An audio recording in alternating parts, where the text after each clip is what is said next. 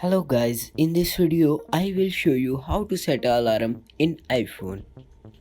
First step is lock off from your home screen. Then tap on the bottom left corner alarm and then tap on the top right corner plus icon.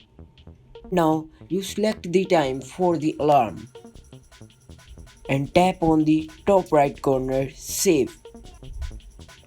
And now you see that your alarm is shown on the home screen of alarm. So your alarm is set. I hope you like my video. Please subscribe our channel and press the bell icon for the more updates. Thank you.